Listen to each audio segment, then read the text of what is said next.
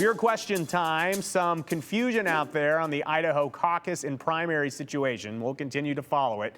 Yesterday, we discussed some of the deadlines for party affiliation, and it really highlights the difference between state-run and party-run elections. And it prompted some great questions from you at home. And we wanted to touch on a couple of common ones. We saw this asked in different ways. So let's go through this together. And please, we'll share this information with people. We'll share it with you. You share it with your friends. So first question, this person says, so confusing. Will I, as a Republican, be able to vote for a presidential candidate in the Idaho primary, like choosing between DeSantis, Nikki Haley, et cetera? Or is the primary just for everything else Republican?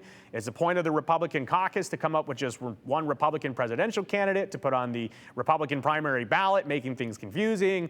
So a big question there from Lynn in Meridian. So a lot of things to get to. Let's go in order of elections coming up in detail what is on the ballot. First for you, the GOP caucus in March is the only time for Republican voters to weigh in on who they want to earn Idaho's delegate votes for the GOP convention. And at the end of the caucus in March for the Republicans, Idaho will either support Donald Trump or Ron DeSantis. Those are the two registered candidates as of now. More could join. We'll let you know if they do. But that's it for the March caucus. After March, Idaho voters will not vote on anything presidential until November 2024, later in the year for the general election.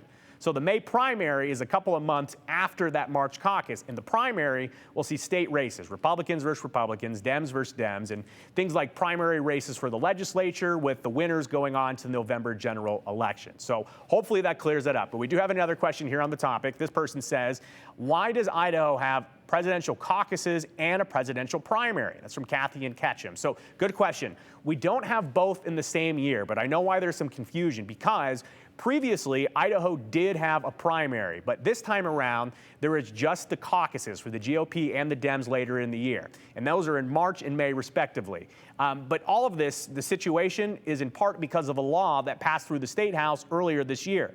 Lawmakers passed and Governor Brad Little signed House Bill 138, and they were looking to consolidate the March presidential primary and the May primary. So the election date, all of that came together.